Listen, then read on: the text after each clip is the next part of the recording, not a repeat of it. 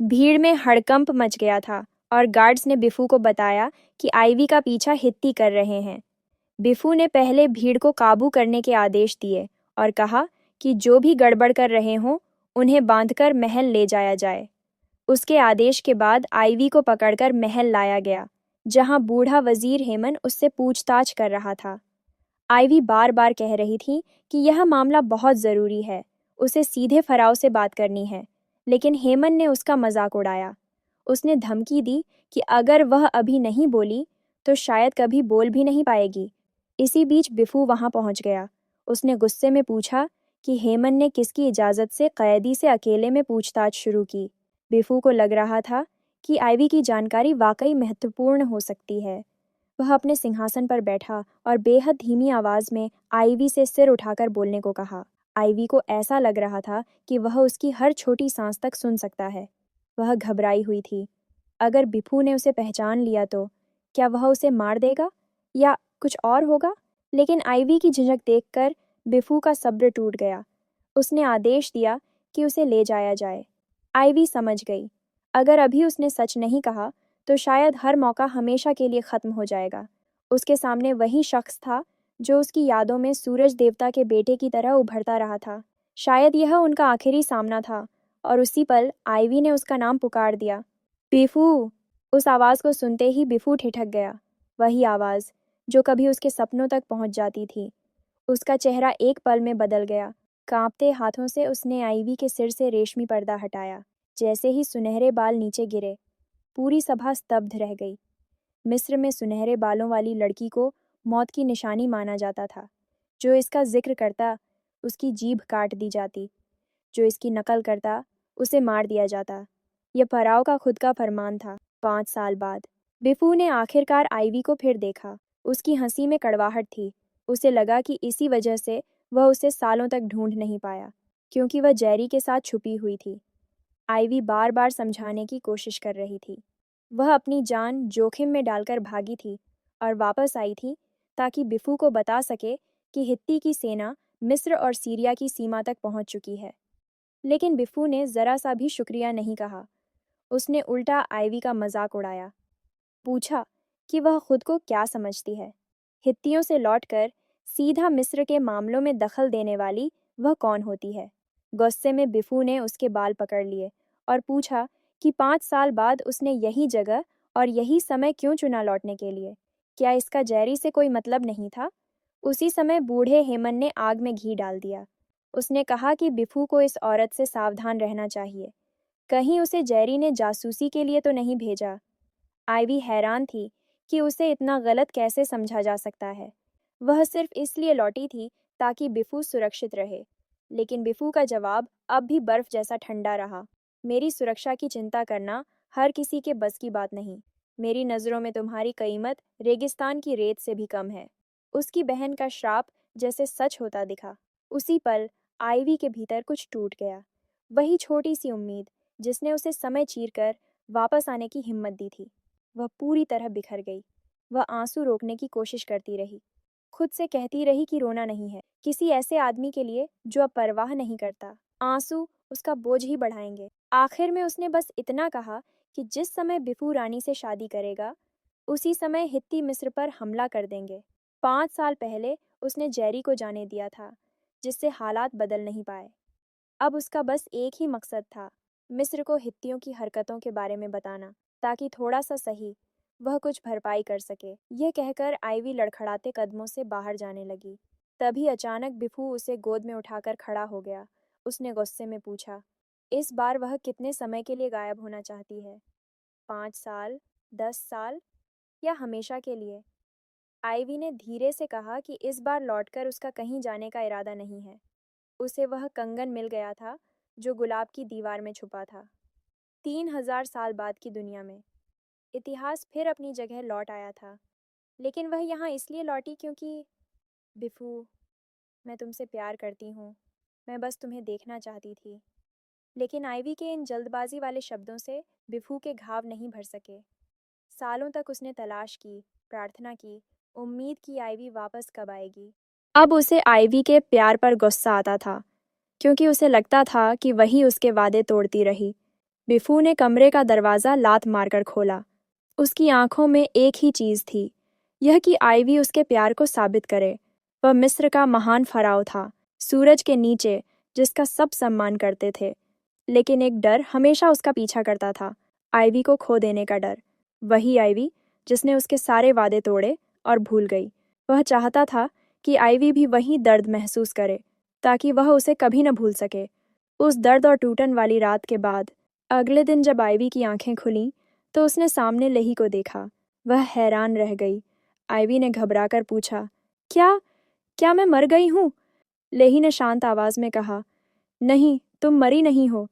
बस मेरे मरने को लेकर एक गलतफहमी हो गई थी, और अब मेरा नाम लेही नहीं है। अब मुझे बेनी पे कहा जाता है। आइवी की आंखों में आंसू भर आए। वह फुसफुसाई, तुम मत मरना। उसी समय हित्ती राजकुमारी खाना लेकर अंदर आई। उसने आइवी से कहा, नेफरतारी, कुछ खा लो। आइवी चौंक कर सीधी बैठ गई। हित्ती प्रिंसेस, आप? राजकुमारी हल्का सा मुस्कुराई। नहीं, अब मुझे बेरेनेब कहा जाता है। फिर लेही। अब बेनीपे ने बोलना शुरू किया। उसने कहा, हाइनेस बिफू को सब पहले से पता था। शुरुआत में सबको लगा था कि मैं मर चुका हूँ। मुझे हाउस ऑफ द डेथ भेज दिया गया था। मिस्र के सबसे बेहतरीन मम्मी बनाने वाले पूरी तैयारी में थे, लेकिन आखिरी पल में मेरी सांसें लौट आईं और मैं फिर जीवित हो गया। वह थोड़ी दूरी में देखते हुए बोला, अब सोचता हूँ तो लगता है कि शायद कुछ साल पहले शोध के लिए अलग अलग झारों का परीक्षण करते समय मेरे अंदर एक तरह की प्रतिरोधक क्षमता बन गई थी। लेकिन उस जहर ने असर भी छोड़ा है। मेरे शरीर के निचले हिस्से की पूरी संवेदना चली गई है। फिर उसने पीछे खड़ी हित्ती राजकुमारी बेरेनेब की तरफ प्यार से देखा और कहा, लेकिन मुझे उससे भी ज़्यादा कीमती चीज़ मिल गई है। इस बार बेरेनेब ने अपनी कहानी बतानी शुरू की। वह बोली, क्या तुम जानती हो, महामहिम वास्तव में बहुत दयालु हैं। मुझे तो यह भी नहीं पता था कि लेही जिंदा है, जब तक मुझे थेब्स के वेस्ट बैंक भेजा नहीं गया। जिस पल मैंने उसे जिंदा देखा, तुम्हें अंदाज़ा भी नहीं है कि मैं कितनी खुश थी। अगर हाइनेस का आदेश न होता तो हम कभी साथ नहीं हो पाते। वह मुस्कुराई, आंखों में चमक थी। उस दिन के बाद हम न फराओ के पैगंबर थे, न उसकी उपपत्नी। हम बस आम लोग बन गए, बेनीपे और उसकी पत्नी। मैं हाइनेस की इस कृपा के लिए दिल से आभारी हूँ। आइवी उन्हें देखती रही। उसके दिल में एक गर्म सी लहर उठी, लेही और हित्ती राजकुमारी को साथ देखकर। इससे खूबसूरत नज़ारा कुछ नहीं हो सकता। वह सचमुच खुश थी कि ये दोनों जिंदा और एक दूसरे के साथ थे।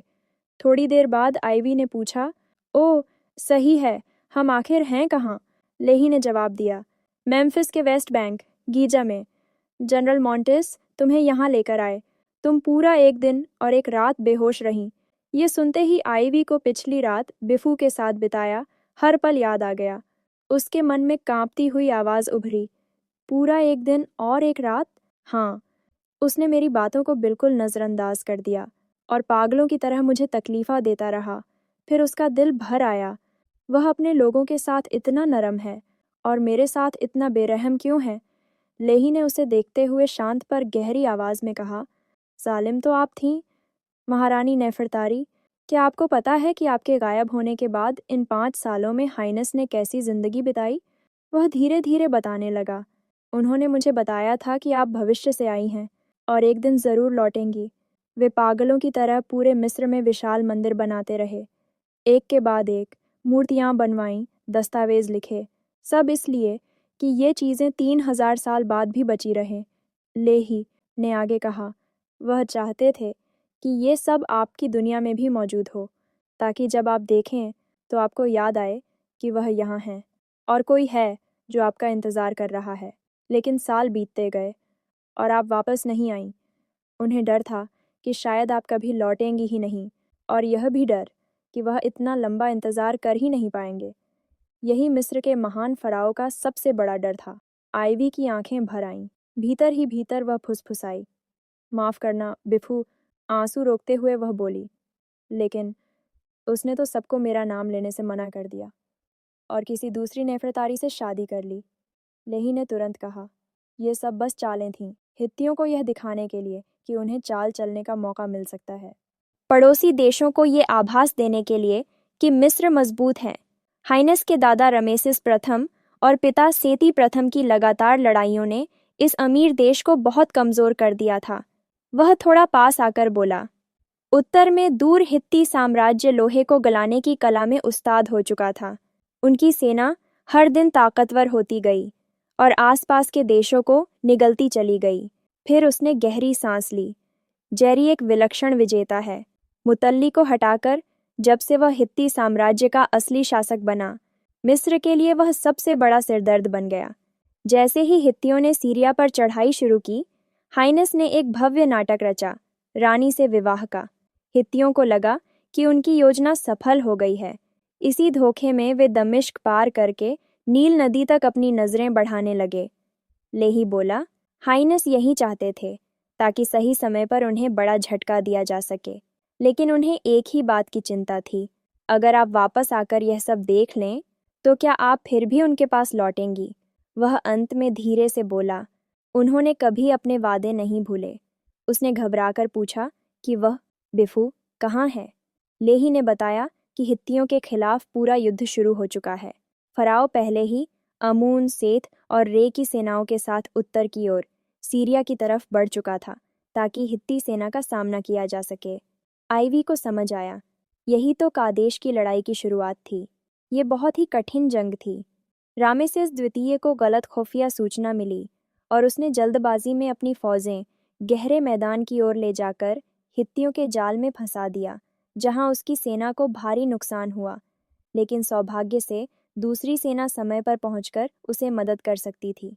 आइवी ने आंखें बंद कर सोचा, उस सेना का नाम क्या था? वह घबराहट में था कि क्या वही सेना अभी भी साथ रही। आइवी ने लेही से पूछा, पथ पीटा की सेना क्या हालत में है?